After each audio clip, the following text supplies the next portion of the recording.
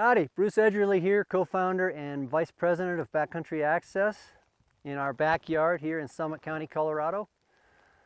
We're here today to talk about transceiver basics. We're going to talk about the science behind transceivers, some basic concepts that apply to all transceivers really. And then we'll go through beacon searching, probing, and shoveling technique in our 101 series. Transceiver searching 101, probing searching 101, and shoveling 101. And then we have an advanced video to watch once you graduate from those videos. So let's talk about transceivers. Why do we call them transceivers? Because they transmit and they receive. We don't call them transponders, and generally we try to avoid calling them beacons because that could be confused with an emergency locator beacon, which is a completely different technology. All right, since it's a transceiver and we need to pull it out to receive a signal, we need to make sure it's accessible. So you always want to wear it underneath your outermost layer so that it's not fully exposed to get torn off if you're in a violent avalanche, but it's accessible enough so you can pull it out and so somebody else can pull it out and turn it off once they find you. Another place you could put it is in your side pants pocket. Just make sure that that pocket is built into the inside of the pants and not sewn onto the outside, and make sure that you clip it into the zipper area. The golden rule for turning on your transceiver is put it on, take it off, turn it off. In other words, turn it on when you put it on. Don't worry about wasting batteries because in transmit mode, it should last up to 300 hours in transmit. So there's no reason to try to conserve batteries. That'll last most people an entire season. Another important consideration is to isolate your transceiver from other electronics on your body, like cell phones, GPSs, or GoPros. In transmit mode, it doesn't make a huge difference. If they're right on top of each other, it could affect the shape of your search. It could affect your battery life a little bit. So it's a good idea to just keep them a few inches apart, 20 centimeters they say, so that if you do get tumbled around in an avalanche, they don't get shoved into each other. In search mode, you can have some effects, reduced range, possible false signals if they're very close to each other.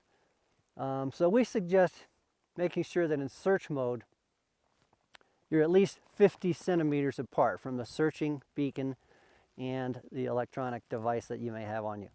But that's good technique anyways. You should be searching with your hands outstretched so that you're looking ahead of you and not getting fixated on the transceiver screen.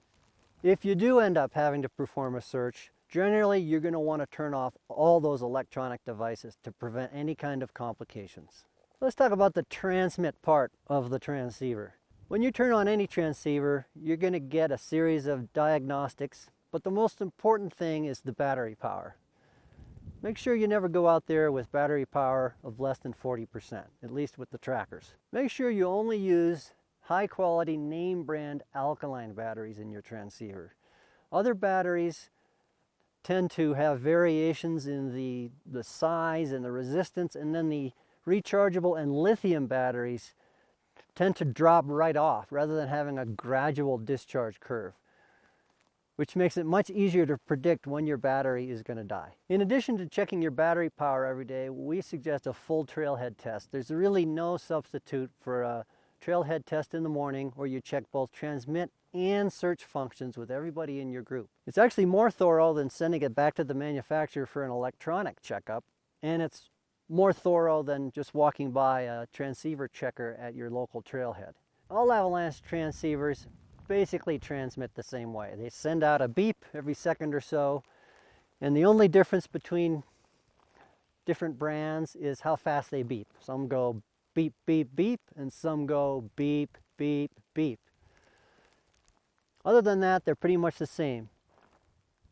In search mode, that's where you'll see a lot more differentiation. All transceivers, at least since 1996, transmit at the 457 kilohertz frequency, meaning they all are compatible with each other, and they all send out an electromagnetic field every second or so, shaped like this.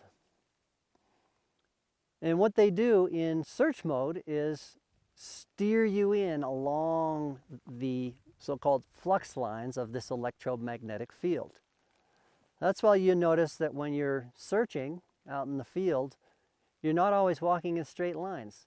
Sometimes you're walking in big arcs. That's because you're following those flux lines. An important thing to remember is that this field, this electromagnetic field, is three-dimensional. It's like a big onion.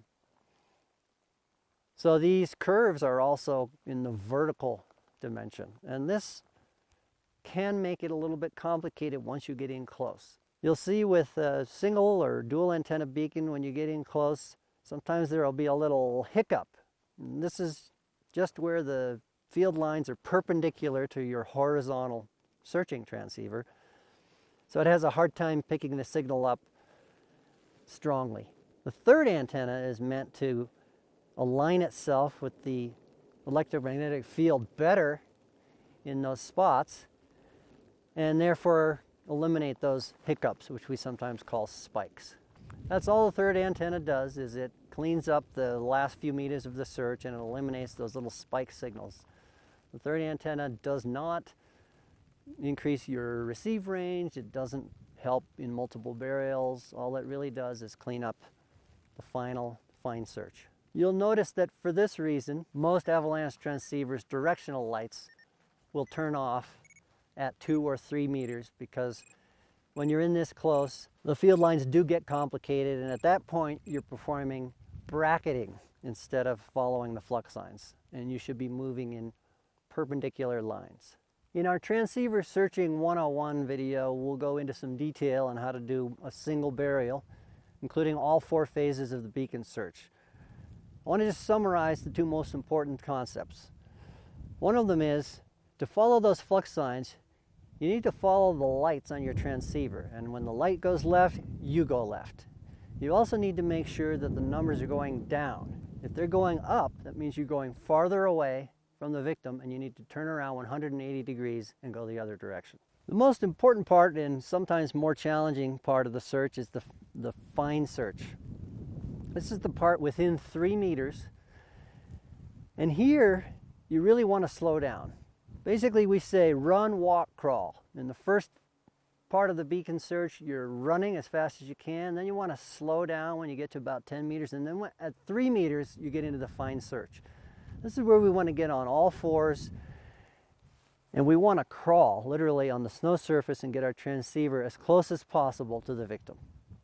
When we're in the fine search, we perform a process called bracketing, where we look for the lowest possible distance reading, we go past it to confirm it's the lowest reading, then we come back to the lowest reading and we go out to either side to see if there's an even lower reading. During this bracketing process, it's mandatory to keep your transceiver in the same direction. Don't rotate it or sweep it, because that will change the numbers a little bit.